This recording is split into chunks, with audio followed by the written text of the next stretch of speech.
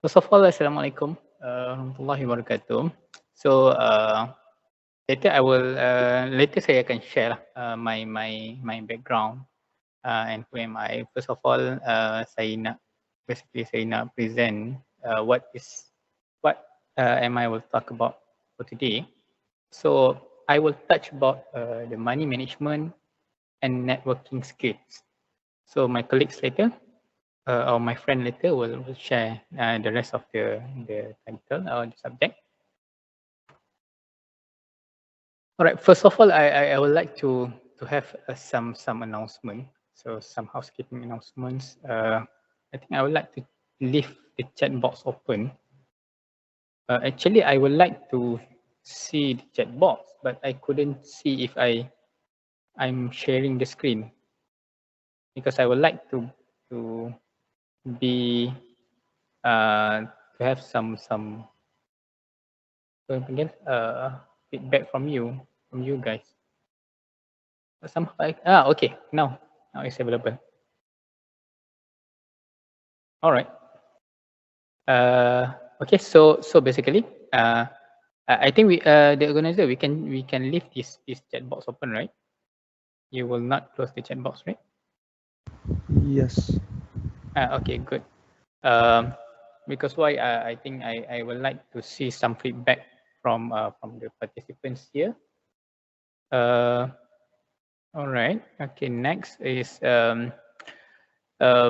this is basically my sharing on my own personal experience. So I hope that you can just prepare your pen and notes, or maybe if you have usually right now you have iPhone or anything digital kan, so you can just put your important notes over here over there. And then if you have question, raise your hand. Actually, maybe you have the session of Q&A later, but if, for example, you really want to ask a question right now, I believe you can just unmute them and see for yourself. I mean, ask for yourself. All right. Moving on. Who am I? So basically, I am your super senior. So I was an UNITEN student back in 2006 until 2011. So I graduated in 2011, having a foundation in 2006. And then currently I am working as a commercial manager. I have an experience of 10 years of working. So I'm working starting from Proton. So I think everybody knows Proton, right? But only for a short time. Only for 1.5 years. And then I got a job in TMB basically. So usually orang kata kalau UNITEN mesti pergi TMB kan. I think not necessarily lah. It depends on your preference actually. So basically I think until now pun dia depends on whether you would like to join TMB or maybe you are a TMB scholar, then maybe you have the options to join. Okay, so basically I was an engineering student. Are you all coming from engineering, or we have participants coming from other than engineering? Maybe you can. I think mix. Mix semua ada. It's a mix. Maybe for all the participants, kalau you all need, maybe you can just reply to the chat so that I can at least know all of you. Whether you are an engineering student or sekarang ni ada apa lagi you have IT, business, ada tak dekat UNITEN? Account? Tak sure. Okay, tak apa. Alright. So basically my hobby lah. My hobby before this was basketball, cycling and jogging lah. So tapi rasanya lama dah tak main basketball since MCO. We cannot play sports. Cycling pun, jogging is just jogging dekat ni lah, nearby neighborhood. Alright, and then I like to travel. Before this, yeah, we have, thank you Nurin Hazira. So we have students coming from computer science. Computer science in COIT or right now in COE as well. That one under Sure. CCI.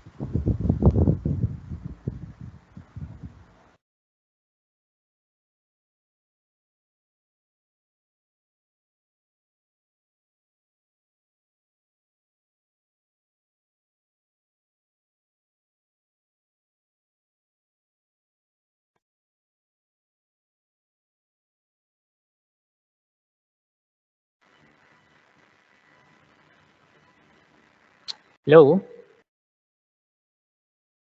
Yes. Hello, dengar. Okay, sorry. Dengar.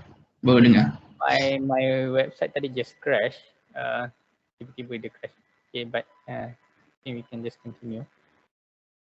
And again, okay. I don't know why cannot share this. Okay. Alright. Thank you very much. Okay. Kita sambung tadi. Basically I love travelling lah. Before this I travel to some of the countries dekat dunia ni. So last but not least, suka makan tapi tak suka gemuk. I think everybody macam ni kan. Suka buat sesuatu tapi tak suka the consequences. Okay. So next I just want to remind myself and all of you lah. So basically this is my kita panggil my mantra lah. So basically saya hormati ni Nanti Osman Awang. So basically saya suka dia punya words lah. So actually is tiada tertandingkan skala bijaksana, tajam keris raja, tajam lagi pena penangga. So I hope everyone understand what does it mean by the words. So basically right now in the world we live by, I think you have to think twice before you say something or you type something, right? Because the words are much more sharper than sword. Okay, now we go to the first topic for today. So it is money management. So I think most of you tak pernah, still studying in the university and haven't got your first, your your own incomes. Oh, thank you very much. I just saw everyone responding to my question just now. Oh, so we have mix of engineering, energy, economics. Oh, a lot of course today in UNITEN. Very good. So basically, ada tak sesiapa yang ada already income right now? Boleh reply tak? Or you right now memang memang belajar lah, focus on full time study.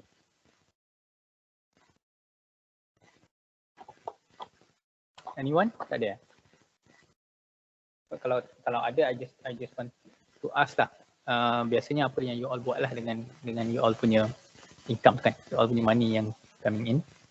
So usually lah kalau just to recap back masa my first first year experience in the working experience, kita akan sentiasa berminat kepada ataupun impian kita lebih kepada these three things lah: kereta, gadgets and travelling. Biasanya kalau the first orang yang first time masuk ke dalam dunia kerja ni, dunia bidang pekerjaan ni, dia akan try to buy dia punya first car lah kan, because you have money kan, before this tak ada duit. So why don't kita beli kereta kan, sebab kadang-kadang kita nak pergi kerja pun kena naik kereta. Betul tak? Ke ada orang yang dia punya fikiran dia lain daripada ni. Dia terasa nak beli something else.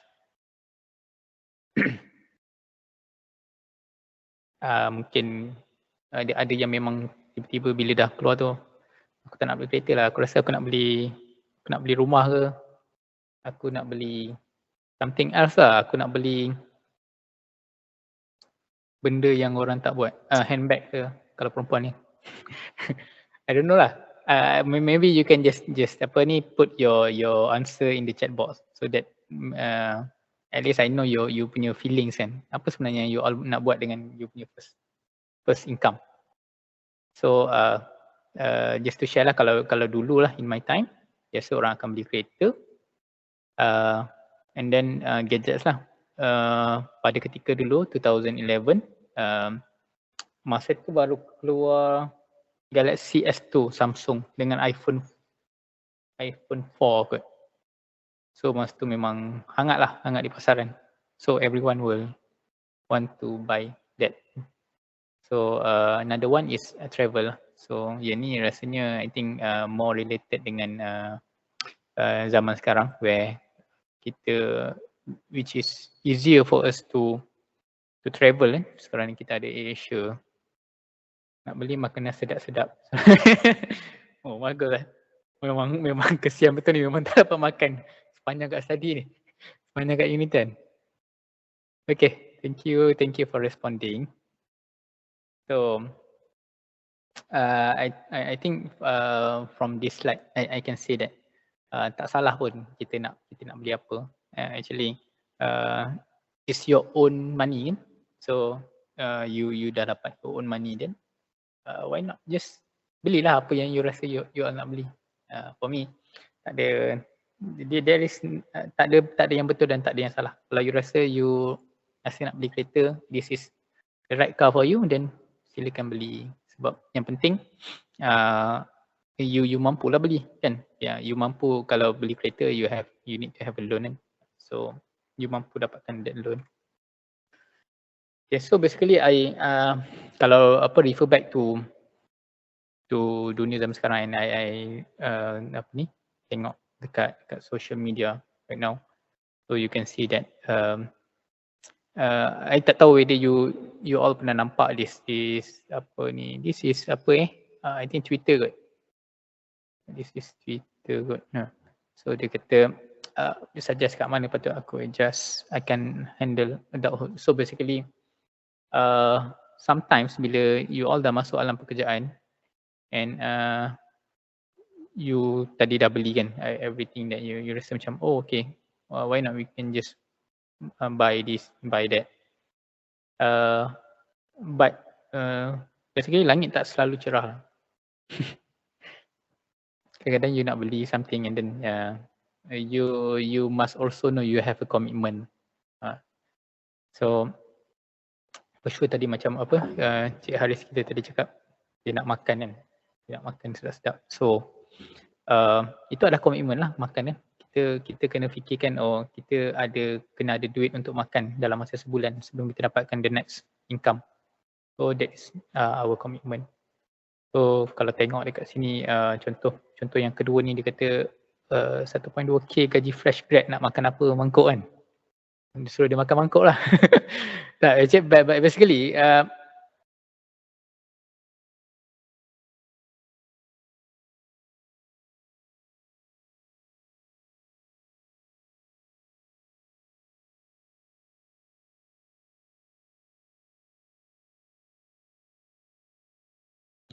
Sir?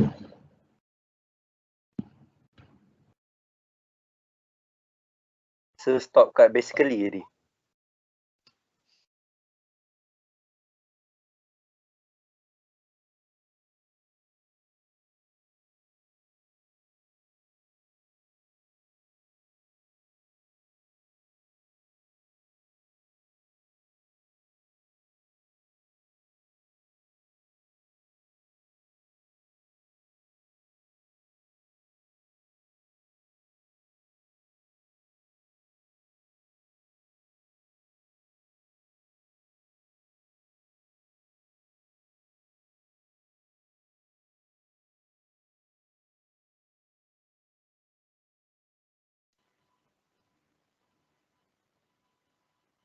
hello. Sorry. I said Saya tak pasti kenapa asyik terkeluar. I think it's not right. Dah dengar dah. Dah dengar right. Sorry. Tak sure dia tiba-tiba je terputus. Okay, kalau you all dengar then kita proceed. Okay, so kalau you all boleh dengar dan boleh respons, berapa yang you all rasa is a good income for fresh grad? Maybe boleh type dekat chat box tu. So at least saya pun boleh dengar lah. And try to understand you all punya demand sekarang ni. Agak-agak lah untuk fresh grad. Jelah standard lah kan, engineering all the executive lah. 2.5, 3K. 2.5 tu, do you know that 2.5 tu sebenarnya is a starting. Sekali kalau tengok this comment lah 2.5. Kalau if you know lah that 2.5 2.4K is actually a starting salary for fresh grad pada tahun 2000. So sebenarnya you all sangat baik lah sebenarnya. Sebenarnya 2.5 is dah obsolete lah.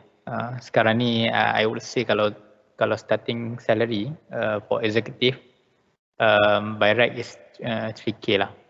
3K is a good lah. Ni apa Cik Nur Afiqah kita ni dia teka 3K kan. So actually 3K is a good number for you to start lah. Sebab kita actually study for 5 years kan, 4+1. So by right bila keluar tu we already acquired some of the expertise lah, ataupun all the knowledge in the university life. So by right you should be given 3K lah. Tapi that's the, I mean dekat zaman sekarang ni dekat Malaysia agak a bit hard lah. So this is my experience. So but anyway my advice dekat sini is first of all you have to know there is a commitment waiting for you bila you keluar daripada alam study kan. So especially when you are already serious to untuk berkeluarga, then you kena fikirkan another things lah, not only for yourself but also for the rest of your family members. Alright. So sometimes macam kalau you all tengok dekat Twitter punya handle tadi, dia macam seolah-olah tak boleh nak survive lah. Dia basically penat memikirkan. And kalau ada Squid Game dekat Malaysia ni rasanya dia orang dah masuk dah. Sebab tak tahan dengan hidup. but I think kalau katakanlah there is a Squid Game over here kan, for you to menang 4.56 billion won is actually, saya pernah kira hari tu, is about 123 million kan. So will you join the game? Boleh chat dekat chat box. Are you willing to join the game ataupun cakap tak apalah, this all scammer ni taktik.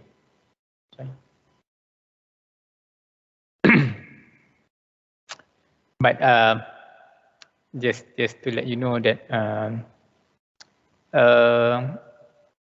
these people yang basically macam contoh di dalam Squid Game ni, I think there is the same scenario out there in Malaysia whereby kita rasa macam nothing tulus, kita go for it lah kan. 123 juta siapa nak bagi? Beli juta ria boleh dapat. Kalau real money. So that's the reality in Malaysia right now. Okay, so basically I would like to share with you on first of all there are two things kalau under money management. It's basically your income and also your commitment. So first of all, you need to know your income. Where does your income come from? Daripada mana datangnya your income? And then how to manage it. So this is, kalau you all boleh nampak ni, is basically I am sharing the. You all nampak kan I'm sharing? I pening dengan this setting. Nampak the PDF nampak Nampak sir. Okay, alright. Thank you. Alright, proceed. So basically kalau you tengok this PDF, for example later once you have your first income, maybe kalau first income tu you only have one source of income lah. So tak banyak yang you all boleh apa panggil list out, tapi tak apa. Biasanya there is always a first step. So daripada situ you boleh bahagikan, dividekan your income and then try to list out what is your commitment.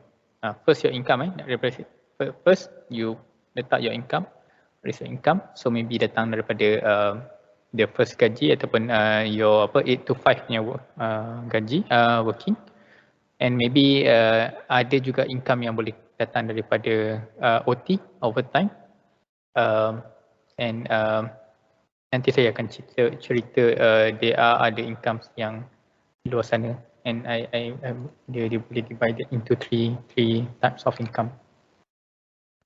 Okay, so basically apa yang biasanya you all orang selalu cakap macam mana nak jadi a better person yang boleh manage income kan. So actually the first thing you have to do is actually increase your income lah. And everyone biasanya bila kerja dia kata aku tak sabar-sabar nak ganti bos aku ni.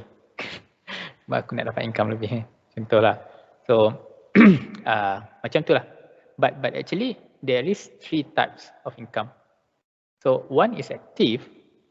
Active is actually your day to day 8 to 5 punya working.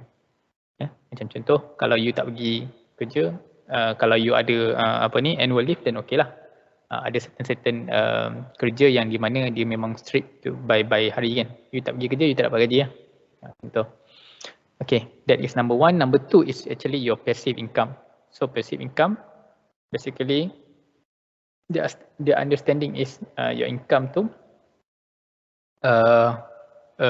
running even when you sleep. So meaning that walaupun you tidur, tapi ada income yang masuk ke dalam you punya account bank ataupun ada orang bagi via cash.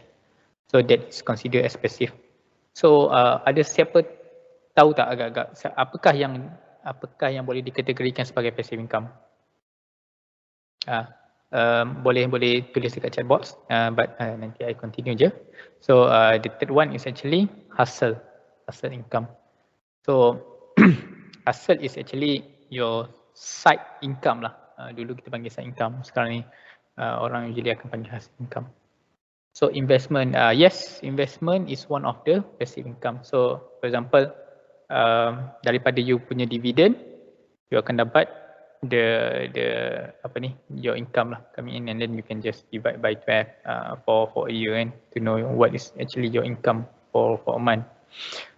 Mine stock or forex, yeah, correct. So basically this is one kind of investment lah. So there is a lot of investment sekarang ni dekat Malaysia or even the world kan.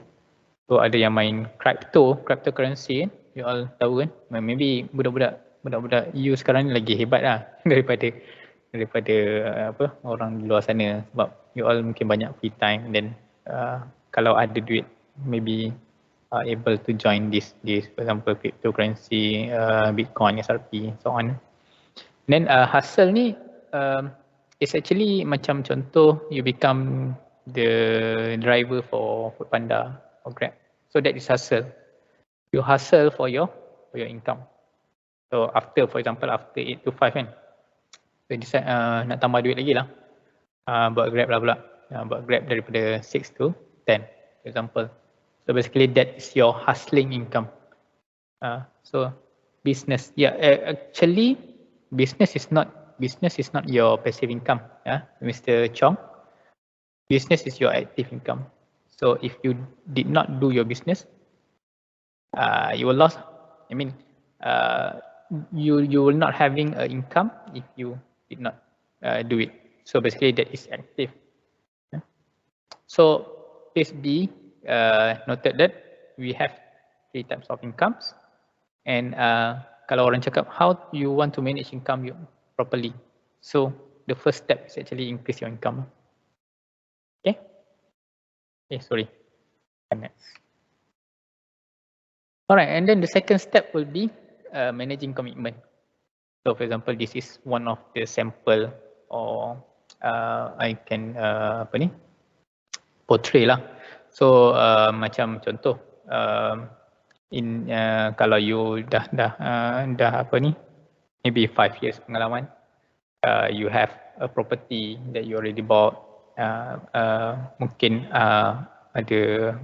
masa tu dah married kan, dah get married, then you have a lot of commitment lah. So you have property, you have utilities, all the channel Netflix, Astro, TMB, electricity,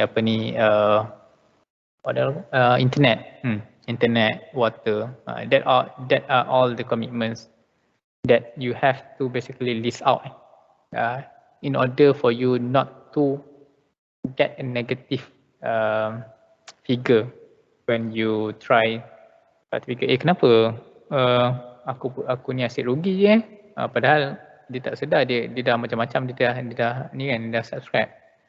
So basically it's better for you to list out and then try to manage. How to manage is basically it is income versus the commitment, right?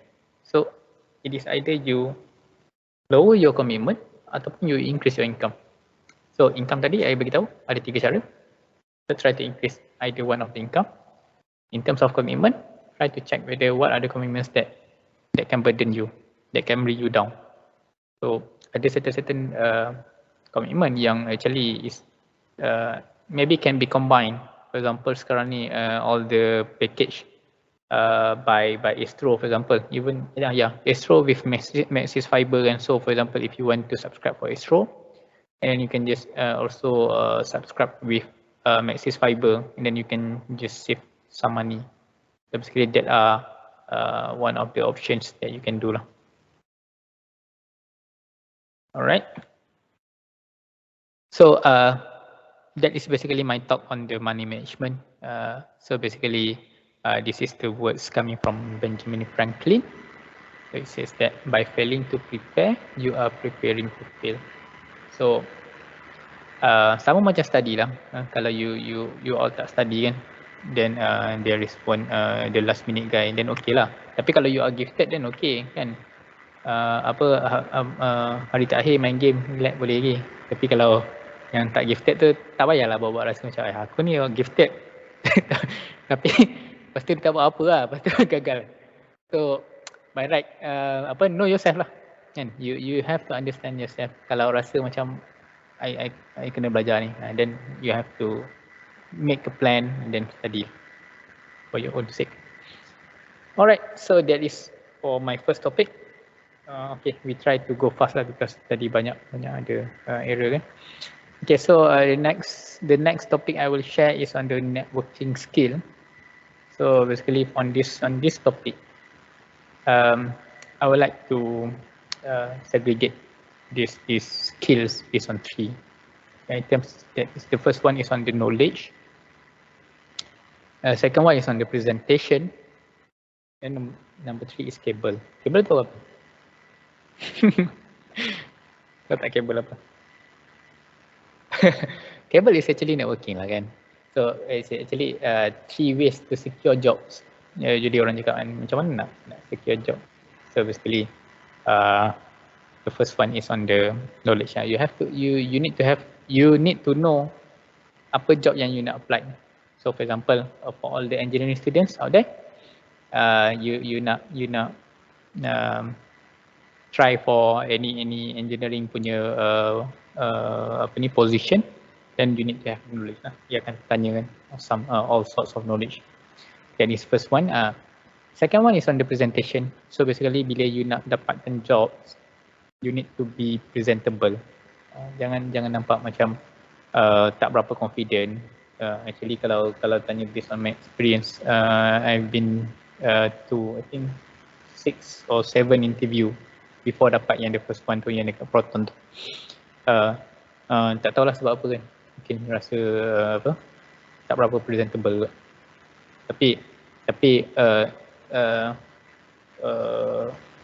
I tak tahu sekarang ni kalau tengok zaman sekarang ni, sometimes people they want it fast. So kadang-kadang dia nampak macam okay lah, you all tak nak bagi, then tak apalah, I cari tempat lain. So I think that is one of the perkara yang maybe you all patut elakkan. Try to be patient. Try to make sure that you are being presentable. I think there is a lot of workshop or anything that information that you can just check dekat luar sana, how to wear properly during the working during the interview. That's maybe can help you. And the last one is actually cable. Kalau dulu orang cakap, ada pot kosong ni, aku kenal lah orang orang besar kat sini. So that is cable lah. So jadi kalau cakap kawan my dad, dia GM kat sini. So tiba-tiba dapat naik kan. Padahal dia punya tu tak yang lain tak ada pun. Tapi that's how cruel the world we live in lah. Benda tu tak boleh lari lah. Even kalau you all pun contohlah, you all nak main bola sepak ke kan, you all ada hobi you all sendiri kan, tiba-tiba cakap kita korang seorang lagi lah, panggil lah member seorang. Takkanlah dia cakap dia ni nampak macam main bola kan, dia ni pandai main bola, tapi bukan member. Tak minat. Kan sama tak? I think you can relate lah. Betul tak? So you need to have this networking punya capability. Try to make friends with a lot of people. So I think that is my next plan. Okay. Kalau orang cakap single and not ready to mingle. Kalau orang cakap lah. Tapi for me it's actually you are not available but ready to mingle. Just be ready to make friends to everybody. That is the I think my advice lah. Even though, for example, you can be professional, you may be already married, you already have someone, but of course you can always be ready to mingle tu, maksudnya you can always be a team player, so that orang akan tengok, oh okay, you are welcome here. Kalau you rasa cakap, I'm single, contoh not single lah, I dah ada punya lah, nak buat benda ni, I nak tanya, nak guna minta izin dulu lah. Awal-awal lagi orang nak cakap apa benda lah benda Muhammad ni. So that's the the spirit that you need to have. So you need to have clear line, what is actually works and what actually your personal life. So kalau orang ajak bekerja ataupun anything lah, orang ajak join kan, so, okay, I am ready, I am ready to mingle. So basically that is the spirit to go lah. So macam I cakap tadi, make friends, berkawan lah. Dekat dunia ni there is a lot of people out there. So even kat Malaysia, we have, I think sekarang ni berapa dah, 34 millions of people in Malaysia.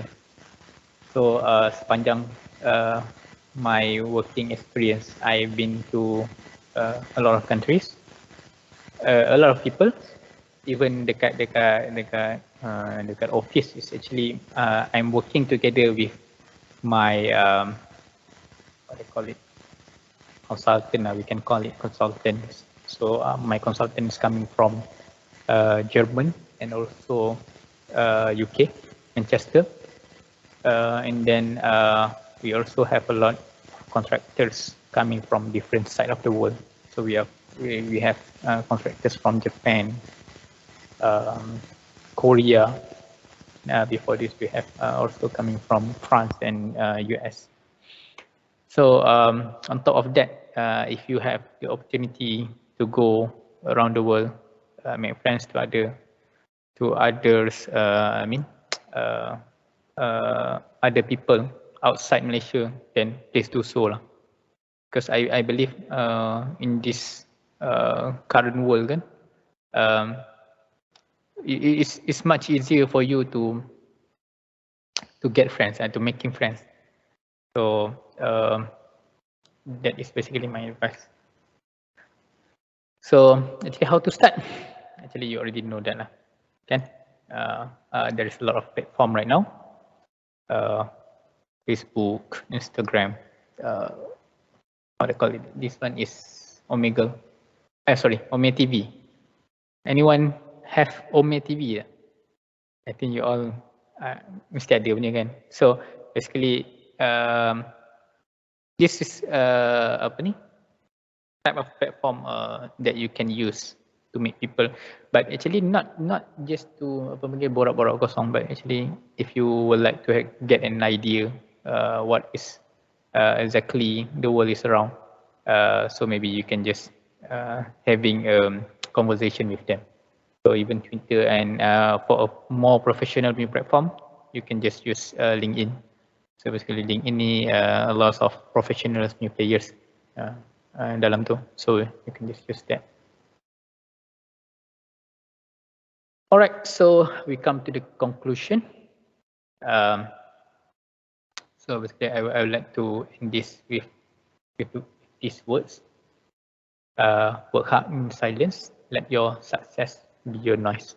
So basically kadang-kadang even this zaman viral kan, semua nak bagi tahu, okay, I dah manage to do this, manage to do that, then try to show off something. I think it's okay, but it's not good. For you to be good is actually by the success. I mean, you get those success without people even know. So orang akan respect. Yeah, you understand what I'm saying. Kalau you have all those success and you don't even brag about it, I think orang lebih respect you. You see, and then it goes without saying. Kalau you tak publish to all pun, I believe words to later they will find out that you are actually a permata lah, I would say. Okay. Alright, so basically that's all for my my talk. I can be actually reached in my personal email and also my FB page. So I think that's all the talk from me today. Thank you very much to all the organizer, and yeah, goes to you back. Thank you. So, Assalamualaikum and good afternoon. I will continue from Ashraf discussing on the time management and also decision making. So, same as Ashraf, I will allowing chat during presentation, but for your information, I tak tahu kenapa I tak boleh review tengok chat box, but I hope organizer boleh bacakan soalan lah kalau ada. Alright? And Boleh. Okay. Saya rasa saya tak on camera. Okay. Alright.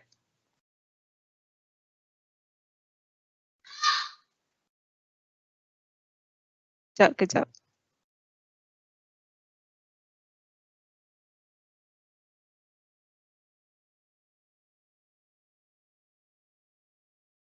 Dah full screen ke? Okay, alright. And sebabkan chat tak berfunction sangat hari ni, I hope you guys boleh unmute mic lah bila macam kalau ada question ke, discussion ke or any opinions. I appreciate that you can unmute your mic and just speak up, okay? Right, so discussion hari ini saya akan cover myself, self-introduction. And this first topic will be time management, decision making, and I will conclude that later on at the end of our presentation. Alright. So first sekali self-introduction lah myself. Nama saya Rashida Umar. I started as a project engineer in 2011, jaga boiler installation project.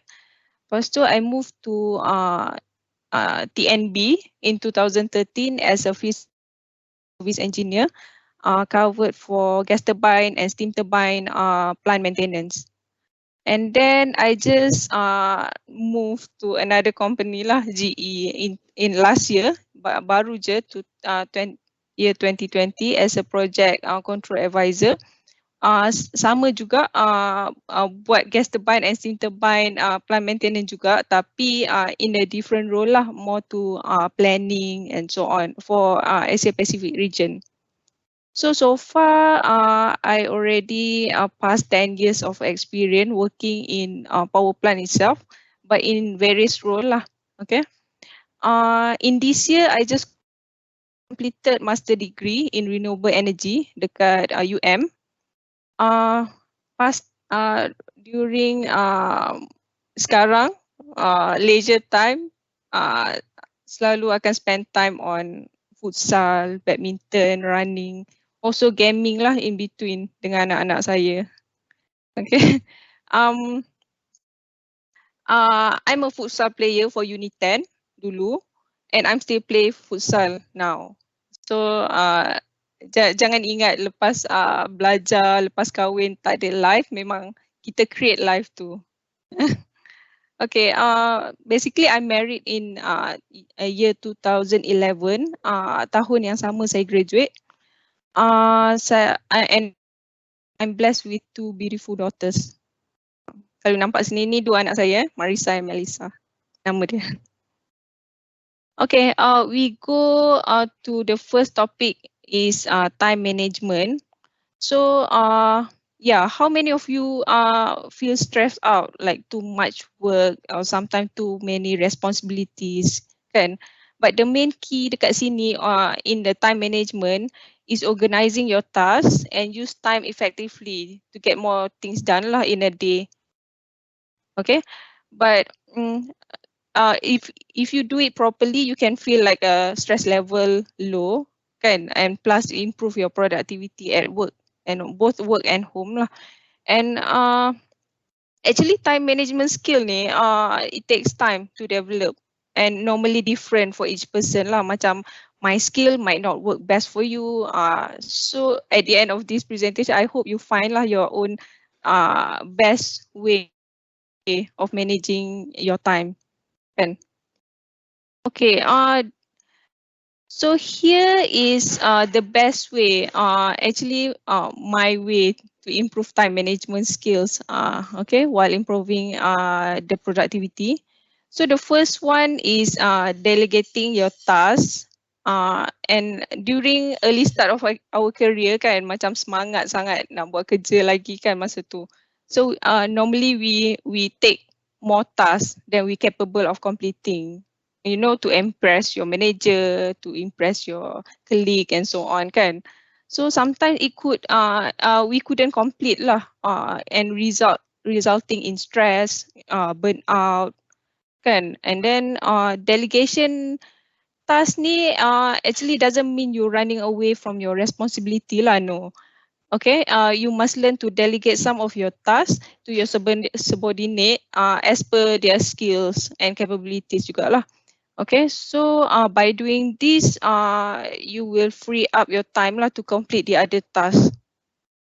Okay, next item would be prioritizing your work. So what I do normally before start of the day, I will make a list that need immediate attention on that day lah. So mostly unimportant tasks will consume much of your time. So mana yang unimportant task tu just slash it out. And you know, by identifying urgent tasks macam ni that you need to be completed that day is critical to your productivity. And once you know which work is your prioritize, you will put an energy on it lah, and you start done it in order. Bukan macam cacah merbah ke apa kan. Okay. So next, after you prioritize your work, you already have some tasks at your hand kan. So you can set a realistic deadline. And you must stick to it lah, the deadline too. Okay, once you set a deadline, it's really helpful by writing like on the sticky notes ke apa and put it anywhere near to your workplace. Okay, because this will give you a visual cue lah to keep you on the task. Okay, number 4 ni. Okay, number 4 ni procrastination. Procrastination ni ada negative effect lah on the productivity, our productivity. And mostly could result in wasting time and energy as well. Okay, and also that sometimes for some people untuk avoid procrastination ni can be very difficult lah. For me too actually, because we tend to like procrastinate when we feel bored, you know, like lose in interest during working or overwhelmed sometimes kan. So when you start to feel that, macam try to schedule in a smaller. And normally what I did in something like I did something like a reward performance macam tu. So after I completed a few difficult tasks, maybe I will treat myself like a nice food or go shopping ke macam tu kan. Whatever make you feel good lah. Okay. The last one yang ni avoid multitasking ni kan, because people say most people say like multitasking ni efficient way of getting things done macam tu, but the truth is we will do better bila kita concentrate on one thing at a time. So multitasking actually should be avoided lah to improve time management skills ni. And instead make use of to-do list and deadline. Yang I cakap prioritize work and set up deadline ni, you make use of this to help you stay focused. Okay. I also have 3 more practical ways to improve time management ni, tapi these 3 ni I jarang pakai lah kan. But I read that these 3 items is also good to improve your time management. So okay, the first one ni is actually hard lah for me because practically I'm not a morning person. Okay, so the first one is start doing your task very early ni. Okay, myself ni I sleep late every day, mostly every day lah, since my working time is flexible. And orang cakap flexible working time ni bagus, you can do whatever you want kan. But actually there's a bad side of working flexible jugalah, where you might work anytime in a day. Okay, depends on your workload actually. Okay, but anyway you boleh control lah. Maksudnya you nak buat kerja malam ke, so siang you boleh tidur, or you nak work siang ke, tengah hari you rest kejap, malam you sambung balik macam tu. That's a flexible working time lah. Okay. But normally people say that successful people ni will start day earlier, so it will give them like time to sit, time to think, okay, plan your day macam tu, make a task list and so on. So because I'm not a morning person, okay, you can try like waking up like 30 minutes before your normal time. So maybe doing some exercise ke, you know, having a healthy breakfast ke sebelum you start your day. Okay. Okay, yang this one also a bit hard for me to follow lah. Take a regular break ni. Okay, it's actually good to do it. So whenever you find yourself like tired ke, stressed ke, take a break for like 10 to 15 minutes. Okay, you know, because too much stress can take a toll on your body and affect your productivity. Because I pun rasa feel like stressed. Walaupun you complete your task, you feel like very drain kan. Your energy drain, you feel tired the whole day and then you tak ada mood dah lepas kerja macam tu. So you should take like a regular break lah along your study ke work ke macam tu. Alright. Okay, the last item ni, yes? Excuse me, ada orang tanya Yes. soalan. Yes. They ask, can Madam give tips on how to say no? Sometimes nak say no rasa bersalah. Mak saya Yes. pernah sekali suruh saya tangkap Suruh saya? tangkap Sorry, untuk tangkap apa? buat perangkap untuk tangkap tikus, tapi saya takut. Alamak, saya pun takut tikus juga. Tapi there's a lot of ways kan untuk tangkap tikus ni. Macam apa buat sangkar yang ada perangkap tikus tu kan. So you just leave it that way, then tikus masuk kan. Is it still working? Saya pun tak sure lah kan. Tapi itulah many people lah including me that saying no, I feel like make me look selfish ke, you know. But the truth of saying no ni is actually the best way to take care of yourself and time. So you must have a courage lah actually to say no kalau you have a full plate. Macam terlalu banyak sangat kerja dekat office tu, just raise a white flag, cakap kat boss macam boss, I already have too much on my plate now. Kalau dia tak faham juga, you tunjuk lah you punya task list macam tu. Kan you dah ada task list kan? Just show them that ways. But actually my current boss ni, he's quite understanding lah. Macam every 2 weeks we have a one-to-one session. So dia akan tanya, are you okay with the workload now? Anything I could help ke apa macam tu lah. So kita tak rasa macam takut untuk bagi tahu yang we already full ke, our work is manageable ke apa kan. So that's a good way lah, it's communication dengan boss. Okay. Alright, I think that's all. Okay, next slide is on the time management apps and tools lah. So as you know, in the market sekarang kan dah banyak time management apps or tools kan. But I think young generation pun knows better than me lah pasal apps and tools ni. So the most common things that I use is a classic calendar. You know, calendar yang dalam email lah basically sekarang. So every time macam meeting invites ke apa, I prefer people to send me a calendar invite. So it will like terus mark dalam calendar macam tu. Even my break ke apa, I akan mark kat calendar so that my subordinate ke apa, they will see that oh I off lah masa ni macam tu. And some of my subordinate pun dia block calendar dia macam lunch pukul 12 sampai pukul 2 kan. So he off that calendar. So people tak boleh simply book meeting masa tu ke apa. So it help us lah to control our time kan. So besides that, we also have task management apps macam Trello ke Wanderlust, Anydo. Note taking software ni I pakai juga during my master program dulu, like Evernote, OneNote, okay, Dropbox. Time tracker pun ada untuk keep track on the time kita punya deadline ke apa kan, macam Speaker, Harvest, Toggle, okay.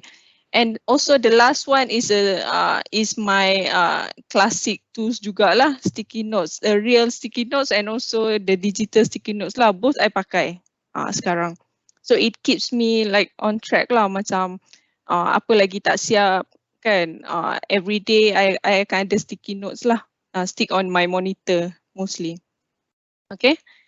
So like I said before, you should find your optimal way lah of time management that work best for you.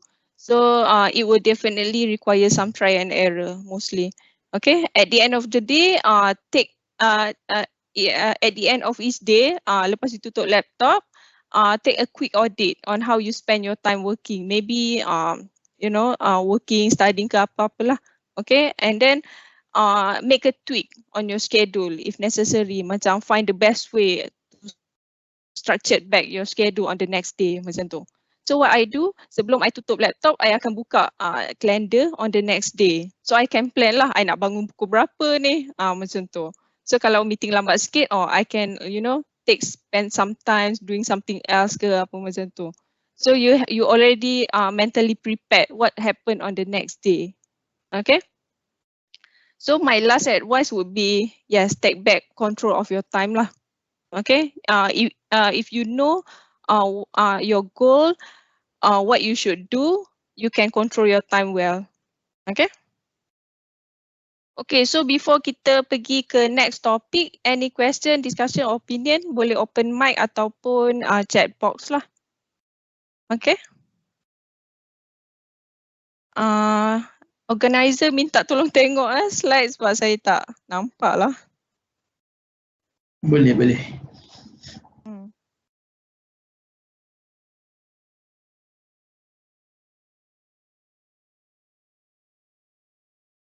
Ada ke? Kalau tak ada, we can move to next topic. Buat masa sekarang tak ada lagi. So, shall we move? Okay. Alright. So, next topic we will cover on the decision making. So, what is the decision making ni? Okay, decision making is a process of making choices by identifying an option or decision, gathering information, and also assessing resolution. Or in a simpler sense is decision making is the act of choosing lah between two or more course of action. But people often say that they find macam hard to make decision macam tu. Macam saya pun kadang-kadang rasa macam susahnya nak buat decision ni apa semua. But unfortunately we all, youngers ke adult ke, we all have to make decision all the time. Okay, throughout our life, right up to the life-changing decision macam where or what to study, who to marry and so on kan. Okay, what is your biggest life decision? Boleh share ke? What is your life decision so far lah? Boleh macam turn on mic ke, chat box ke. And I will share mine later.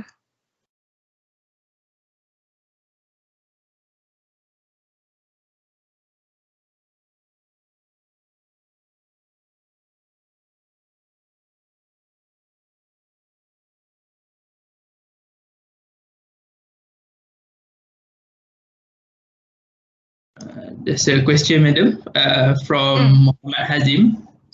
It is to pursue degree in mechanical engineering. Sorry, come again? Clear lah. To pursue degree in mechanical engineering.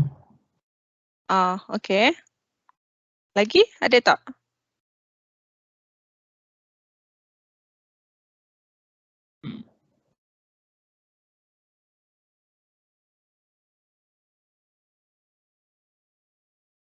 Or maybe tak banyak lagi lah life decision kan masa student ni, and it will be a lot after you graduate nanti. So this is my top lah biggest life decision in life so far. So the first one is got married. Yes, I got married at a very young age, 23. I pun ada anak awal on the 24th and 26th. Okay, the second one would be that I bought a car lah. Actually, it's not my decision pun to buy a car, kan. Tapi it's like a peer pressure. From the colleague ke, from my subordinate ke apa kan. So I eventually bought a car masa tu. And a very like kira mahal juga masa tu. Masa I baru kerja tu. Okay. And then the third one would be pursuit master degree lah yang baru completed this year in July this year. I pun tak plan pun nak sambung master, tapi I did it. It's like it's now or never macam tu kan. So and I also have an interest in renewable energy. So I took that as a master degree. Betul susah sebab saya ada anak 2 orang, saya kerja outstation, saya ada rumah kena jaga, kena pursue master, and also masa tu pun dalam proses nak sambung, nak buat professional engineer juga. So all juggling at the same time lah. So for me, pursuing master degree while working, it's considered a tough time for me masa tu. But alhamdulillah lah dah complete dah. And I'm not looking towards PhD yet. So yeah. Okay, the last one, my biggest life decision is to quit my TNB job and started a new job to GE. Because people say, kau dah duduk TNB, TNB lah sampai pencen macam tu. Kan, normally people will stay in TNB sampai pencen macam tu. But, tak ada kan. Macam kita plan tapi Tuhan yang menentukan. So, GE offered me at I can say at the right time lah masa tu. So, after 7 years in TNB, I moved to GE. Okay, better life, I could say, because I working from home, spend banyak dengan family, semua compared to previous job sebab saya kena banyak outstation and so on kan. So I'm still in the technical field, tapi in the different role. Maybe I miss going out like outstation semua, but I'm also comfortable living at home now. So itulah. Okay, so this is my top 4 biggest life decision. Okay. Excuse me, yes? ada orang tanya soalan. Daripada Muhammad Haris, dia tanya, saya teruskan dengan LDR with my girlfriend walaupun dia study abroad.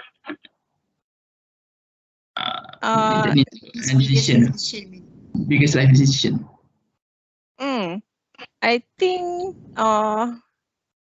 it's good lah kan. Macam you boleh tahan dengan long distance relationship kan. Macam you could enjoy your university life kat sini, dia pun sama. Actually university life is a place that you must enjoy with your friends and enjoy the college life instead of spending your time together with your partner ke apa. That's my opinion lah sebenarnya. My husband also from UNITEN. We met 2009, my third year masa tu. So before that, I memang ni lah spend life macam the fullest lah dekat college. Join activities, join sukan, pergi jadi anak angkat lah, bersihkan zoo, enjoy those kind of life dekat university selagi boleh. Because after you graduate, it's totally a different life. You have a commitment, life partner, kerja, financial commitment, So I think long distance relationship ni macam a good way lah. You ada partner tapi you tak spend banyak masa dengan dia. But after you graduate, you could spend more time dengan dia. It's like bukan you keluar and you graduate tapi you baru nak mencari life partner macam tu. Kan? But at the same time, you could enjoy your college life as well. Tu pendapat saya lah. Kan? Alright? Alright. So ada satu lagi soalan. Ada lagi. Daripada Siti Rauda. Madam, GE branch mana? Saya GE Philcore, HQ di KL Central. Tapi saya jarang masuk office lah. I mostly branch dekat rumah sendiri. Yes, I'm reporting to a KL office. Madam, can you hear me? Yes. I want to ask, What is your title of research masa buat master degree dulu yang in RE tu? Oh, okay. I buat research about Kalina cycle for geothermal power plant. It's more to thermodynamic analysis mula using MATLAB. Oh, I see. Thank you. All right. Okay. Shall we move? Okay. We go to this topic, how to decide, how to make a good decision. So these two aspect is what I use lah most of the time. The first one is intuition, which actually combination of the past experience and also your personal value. Macam tu. Yeah, actually it worth taking your intuition into account. But people say oh janganlah percaya your gut feeling macam tu, it's not right macam tu kan. But for me, it's worth lah. Okay, because somehow whether it works or not, it reflect to your learning experience, learning about life macam tu. Okay, and then the second aspect is reasoning. So reasoning normally involve fact and figure in front of you to make decision. Okay, and normally ignore the emotional aspect lah. Kan, you tak boleh ada emotional aspect, you kena macam based on fact and figure je you untuk decide tu. But the best way to make a decision is to apply both lah, these two aspects. Okay, and it's very useful to start dengan reasoning first and gather all the fact and figures. Once you have the obvious decisions, you go to your intuition pula. Okay, ask yourself, how do you feel? How do you feel about these decisions? And does it feel right for you? Kan? Okay, so generally intuition dengan reasoning ni, it's acceptable means for making a decision that is simple in nature, macam tu, that need to be made very quickly. So you can use these two item lah, two aspect lah, intuition dengan reasoning. But if it's more complicated decision macam so it might require more formal and structured approach, which I will explain on the decision making process lah after this. Okay, so this is the decision-making process. Like I said before, the more complicated decision should involve formal and structured approach. So a good way to make a most informed decision is to follow a right process that ensure that we're taking into account all relevant information and considering the most possible decision or outcome. So the first step dekat proses ni is define problem. Okay, problem apa you ada macam tu. And then you go through to generate possible solutions. So daripada possible solution tu, kita evaluate cost and benefit ataupun kalau tak ada cost pun pros and cons dia apa, you list down. Okay. And next we break down to we select the solution based on evaluation lah, pros and cons tu semua. And then implement the option chosen to the problem, and then towards the end kita assess the impact, or kita still boleh lagi modify the solution if needed lah. Okay. Alright, so these are some of the decision making requires in the workplace. Ni contoh je. Okay, so we have several lah contoh-contoh decision making in the workplace. For example, like conducting comparative analysis of tender proposal. You know, if you're a commercial person kan, and then identifying faulty equipment of source of plus distribution. If you're a maintenance person, or evaluating impact cost cutting measure in the project kan, if you're project manager ke apa, or even if you're a HR nak comparing strength or weakness of potential candidate macam tu kan. But you always have to remember lah, the critical skill in decision making ni is not a learning technique. Okay, but knowing how and when to apply the basic principle tu and constantly improving your method, you have to like constantly, you know, learn from the experience. Okay, constantly improve by time macam tu.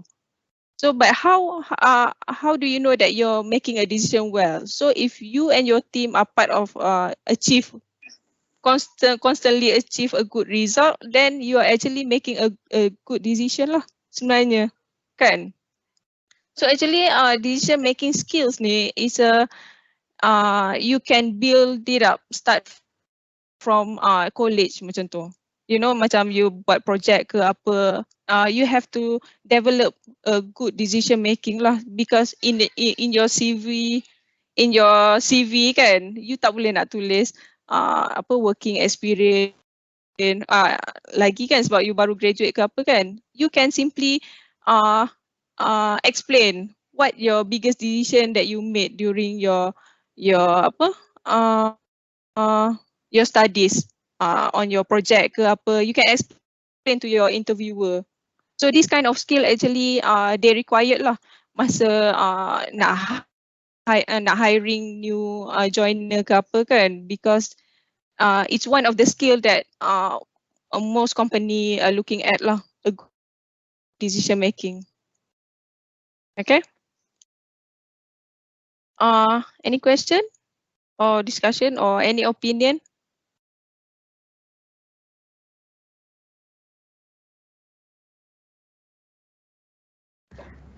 Hi, madam. Mm-hmm. I want to ask your opinion on fresh graduate yang I mean a little bit late. Macam contohnya normally kan fresh graduate ni around 23 years old macam tu kan. So but some people might have macam unwanted incident in their life yang membuatkan dia terpaksa tertangguhkan dia punya study macam tu ke kan. Graduate lambat macam tu. But maybe even contohnya even with the good result kan, tapi dia ada macam disadvantage tu bila dia jadi fresh graduate, dia akan kena compete dengan younger people yang sama fresh graduate. So what is your opinion as someone yang dah bekerja, and adakah perkara tu macam effect has a very big impact lah macam during hiring process? Ada opinion tak madam? Actually my opinion, the age is not an issue lah sebenarnya. So the first and foremost still that people will look at it masa interview. Normally you as a person, macam how you portray yourself, does you like look good, portray good, cara cakap semua, and also macam soft skill lah, apa yang you ada. Macam kalau I hiring a person kan, what I look, the first and foremost I tengok result, tapi I akan tengok hobi dia, because I akan tengok personality dia macam mana, macam tu. I prefer pekerja yang macam easy going, and then kita boleh kenal dia masa interview. You know how they speak to the person, smooth ke apa semua kan. Kita boleh nampak actually, like some of my classmate kan, result dia biasa je sebenarnya. And then but now he's working in a Shell as a drilling engineer if I'm not mistaken. And then he's actually a good person with a smooth, he's a smooth talker macam tu. Dia pandai bercakap, dia like Ashraf cakap lah tadi, it's a good networking skills kan. Dia tak kisah orang tu umur berapa. Even though my colleague, my classmate tu, dia pun tua. Dia grad like a few age lah from me. Macam I grad on 23, dia rasa dia grad around 25 macam tu. Okay. So I rasa age is not a big issue. You have to portray yourself nicely. Okay, have a good communicating skills, English of course, and Ya, tu je lah kot. Okay. I jawab soalan you ke? Yeah. Thank you so much for your opinion. Alright.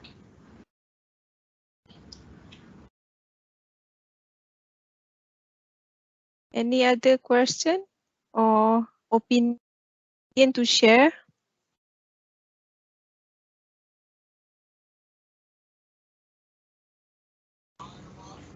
Hello, Madam. Yes. Apa soalan saya ni more to your opinion lah, right? Kalau Madam boleh kasih macam advice ke insight ke for students right now relating to the skills yang Madam cerita tadi tentang time management, decision making skill, and dia punya macam time management punya anak pinak lah, dia punya bawah-bawah dia semua. Madam rasa for students lah, for kami semua, apa benda yang the most critical thing untuk kita perlu ada before kita hit the workspace lah, hidup pekerjaan nanti, sebab hidup dalam uni ni lain daripada hidup dalam pekerjaan. Jadi yes, understood. So mana satu lagi macam critical lah for critical us skills lah yang you kena ada masa bekerja, kan? Okay. Actually, I ada lah skills yang I pegang lah. Maksudnya you kena ada skills ni. The first skills is survival skills. Survival skills ni, bos you letak you kat mana pun you boleh bergerak. You don't have to like ask back to the boss, boss ni tak boleh lah, tu tak boleh lah. No, you have to find your own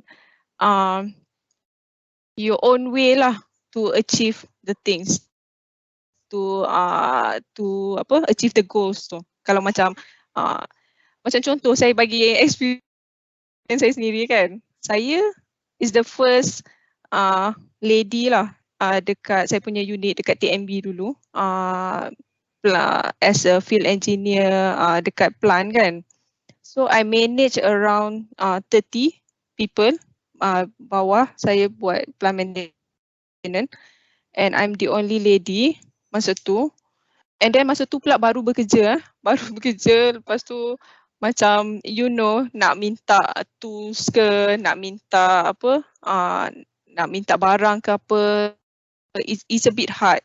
Nak balik kepada bos, takkanlah bos nak ambil tahu kan, spanner ni tak cukup, tu tak cukup kan, barang ni tak cukup kan. You cannot do that lah kan, to survive in working space. So what I did is a good communication skills lah kena ada juga between your subordinate, between your colleague. So actually dengan ada skills tu, people will keep looking for you lah. Macam baguslah dia ni, hantar kat mana-mana pun boleh hidup macam tu. Something like that. So the first one is survival skills lah you kena ada. And the second one is a common sense. People with a good common sense, dia boleh survive kat mana-mana, kan? You don't have to have a guidebook for you to do it. Macam you terus ada idea. Macam ada solution, you terus ada idea macam tu. You have to have a good common sense lah in every way of life. Bukan setakat kerja, kan? So I rasa itulah two most skills that you have to have in a working life. Or Ashraf nak tambah ke kalau ada?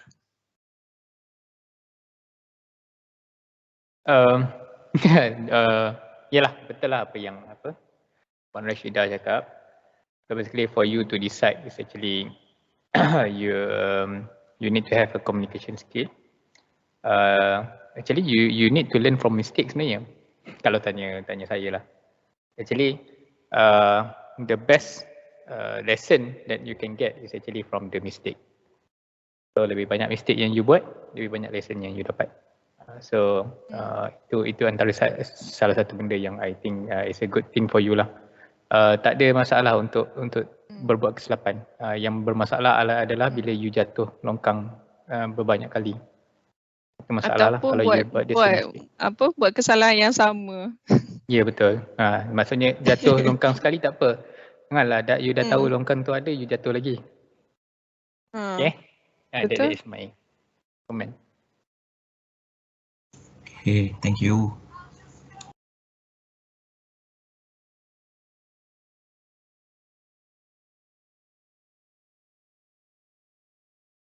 Anything else? Or I shall close this.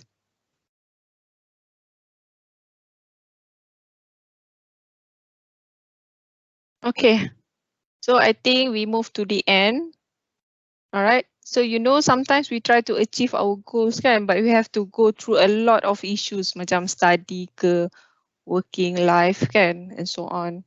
But during that time, you have to like focus lah on your goals carefully, because you tak nak lose your focus to those obstacles and make you down sometimes kan.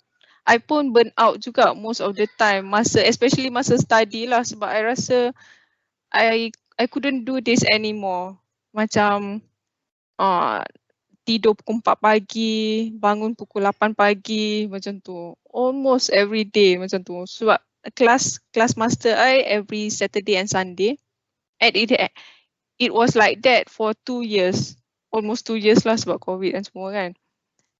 So I sangat penat masa tu. And I rasa nak burn out lah every time. So but every time I rasa burn out, I fikir macam sikit lagi, tak apa, sikit lagi nak habis ni. So you just focus to your goals lah basically. Okay? And we have to understand lah, hurdles ni are the common things. Bukan setakat study je. Kerja pun ada hurdles je. Okay? So no matter how long your destination is, you are bound to go to obstacles. You have to like, you tak jumpa obstacle ni, okay, next obstacle you akan jumpa juga. There's always an obstacle in your life lah, especially masa bekerja ni. Okay? So my advice here is to stay focused on your goals, and insyaAllah you will reach your destination lah, desired destination. And of course it will teach you a lot of lesson. Kalau you tak success ke, you success ke, it will definitely teach you a lesson along the way. Alright, I think that's all from me. Thank you. Back to organizer. Okay, thank you, Mrs. Rashida, for the opinion and all the answers. I think everyone would benefit greatly from your answers. Okay, guys. If you guys still got any question for Mr. Ashraf and Mrs. Rashida, please do leave it in the comment box. I will read it out for you guys, or just speak it up. Don't be shy, guys.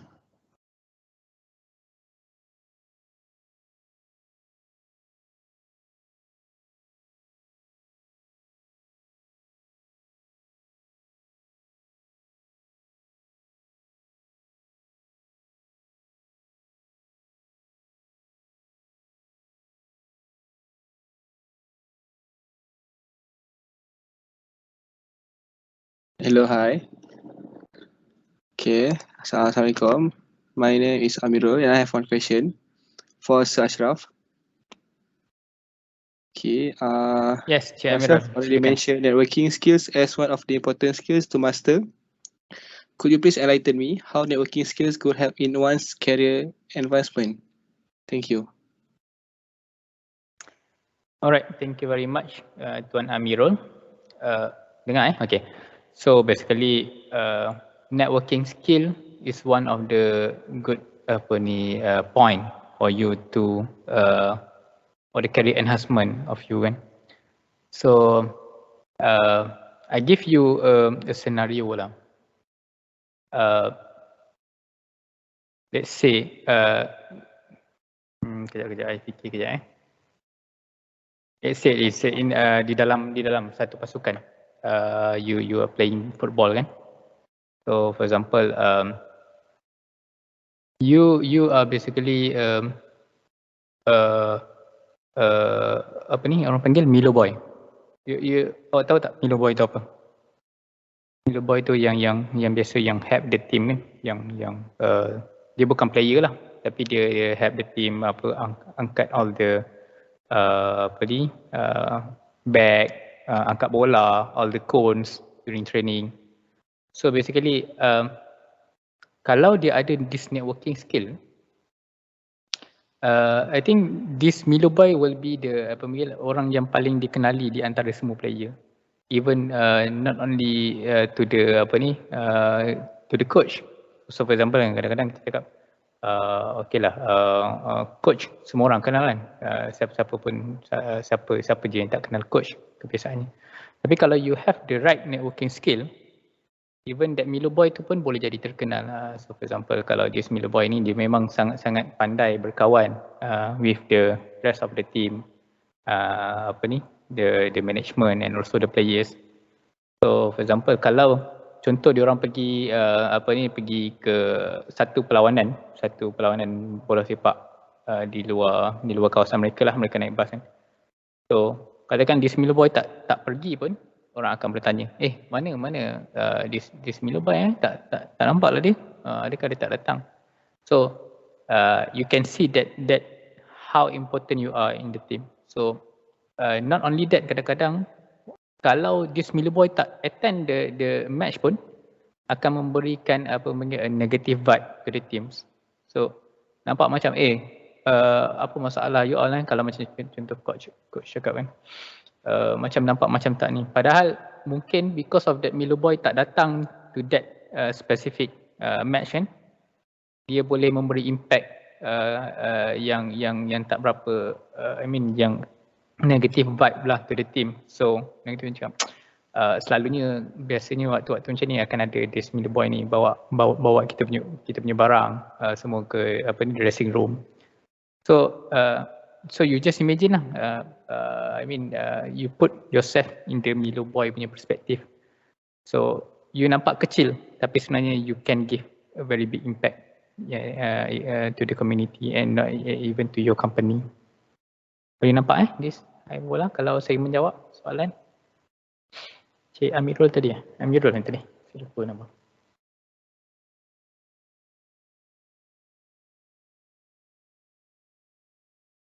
Okey, dengar ke saya? Ke saya cakap seorang ni?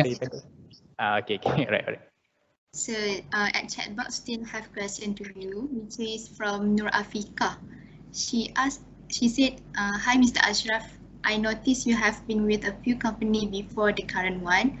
Could you please share with us how did your earlier career choice leads you to where you are now? Okay, thank you very much Cik Nur Afika. So basically actually I tak banyak. I ada dua. Basically I my first career was in Proton. Actually I internship at Malakoff in the power plant in Tanjung Bin, Johor. And then after that, after the fresh grad, bila dah habis, I dapat job in Proton as a design engineer under Randy insya-Allah, kalau sesiapa tahu. And then after that I joined TNB. I managed to join TNB, but in TNB actually I pergi beberapa tempat lah. I under a project team. So basically I was in project Manjung. Manjung is actually in Perak, kalau you all know. And then also Manjung I stay for I think around 2 to 3 years lah dekat sana. Ada Manjung 4 and Manjung 5. It depends on the project. Then I back to headquarters in PJ during the engineering stage, and then back again to project to Negeri Sembilan right now under GMA East Power. So GMA East Power is actually owner of the one of the power plant in Malaysia. Station the power plant name is actually Stesen Jana Kuasa Tuanku Muhlis. So basically this is the biggest coal-fired power plant lah during this time, 2 times 1000 megawatt coal-fired power plant. It's an ultra supercritical, the latest technology that has been used for Malaysia lah. So dia punya soalan tadi, dia kata, could you share with us how did your earlier career choices leads you to where you are now? Actually, kalau tanya saya lah, it's actually if there is an opportunity, try to get it. So basically, kalau tanya saya dulu, during my first interview tu, actually I've been given two posts. One under Proton, which is Proton R&D. One is under Proton EDA. So Proton EDA is actually under the sales punya wings of Proton, where you can be the sales manager for Proton lah during that time. So apa yang membuatkan I decided to join Proton R&D is because I think I would like to pursue my career in engineering, because I was graduated in engineering, right? But then I think I already captured all the engineering knowledge. For example, dekat Proton, not right now dekat TMB. So to apa panggil diversify or try to obtain new knowledge. So that is the reason I took this my current job lah, which is under commercial. So commercial is not directly kita kena practice all the engineering punya knowledge kan, but I think it's a new knowledge for me. So one thing I learned is actually you have to keep learning, okay? Not only during your first stage kan. So even kalau you all kenal our Prime Minister yang ke-7 kan, Tun Mahathir kan, even why he still up and living is because he always learning lah. Dia keep on belajar on how to survive this world.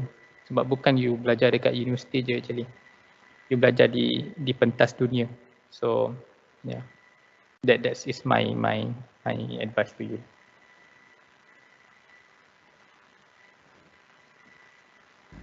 Okay ke menjawab ke? Alright. And we have question from Aiman Hakimi. May I know what are the biggest regret or bad decision making that you have made in your entire life, for both speakers? Hopefully Madam Rashida can answer this also. Nak saya jawab dulu and then saya pass ke ni boleh. Okay. Biggest regret, bad decision. Biggest regret bad decision. Actually not on the career lah. I think for the career so far saya bernasib baik lah dapat a good career so far. But I think on the bad decision tu a lot lah. I pernah kena tipu banyak kali. Even pernah kena tipu satu malam RM2,000. There is a story lah. Bila kita but I think is you have to learn from the mistake lah. Macam anything that comes to life kan. Kadang-kadang you say kenapa dia jadi kan? Tapi actually is for you to learn. And one thing is not a bad decision lah, but I think it's a bad things happen to me. Kalau yang pada yang tak tahu lah, it's actually I am a stroke survivor. I have a stroke. Sebelum ni saya ada penyakit stroke. Saya kena pada 2019 without definitive reason, tak tahu kenapa tiba-tiba kena masuk ward, operate semua kan. So it's a bad bad things that comes into my life. Macam you all pun basically my advice is jaga kesihatan. Macam I pun rasa I jaga elok dah. Tapi benda dah nak kena kan, dah nak jadi, dan tak apalah. Kita learn from the mistake. Try to be better of yourself. So itu saja daripada saya pass kepada Puan Rashida. Okay, saya rasa ada dua lah. Okay, the first one maybe a bit cliche lah, orang kata saya agak menyesal tak study lagi rajin masa degree dulu. So I have a very rough career lah masa awal. Okay, I started my job with 1,800 salary. Okay, because my pointer taklah cantik sangat. Like it's good lah, but not apa orang kata not perfect. So I couldn't make I couldn't made it to a biggest company at the first place. Okay, so I have to like work hard throughout my career masa awal-awal tu to achieve what I am now. Okay, so if let's say you work you study hard, you got a good result kan, and personality you good and so on kan, at first place you already been selected into those big company dah kan. So sekarang saya dekat GE, tapi GE dah tak tengok lah apa result saya ke apa. Mostly he will look into what I did for the past like 7-8 years masa saya bekerja tu to be accepted in the GE. Even though dia tak minta pun transcript or my degree masa I got into GE, they just tanya what you did in your previous company macam tu. So itulah, saya rasa I should do it better because I did good in master. So I rasa macam kenapalah aku tak buat elok masa degree dulu. Something like that lah. That my biggest bad decision that I made. I choose to enjoy more than what I have to. Macam tu. Okay. So the second one, as you know, I married young. So I wouldn't suggest people to marry young. Okay. Sebab lepas graduate, you have a duty to do for yourself and for your family especially. So the first thing is you have to establish yourself lah kat career you, and then you have to enjoy your money dengan family you. That's the most important thing lah. But actually I tak regret with the person that I married, obviously, and I enjoy having a kids masa saya muda. Tapi if I could do it better, I would delay a bit my marriage, maybe around like 25, 26 ke. It's the right time lah. After you dah establish your career like a few years selepas graduate tu. Okay. So actually I'm not entirely regret lah, but I'm working in a hard way. Macam this marriage is obviously not a smooth ride. So I went through it. Now tahun ni dah tahun ke-10. Alhamdulillah. But I would suggest our young people lah to establish yourself first before you get into marriage. Itu saja untuk saya.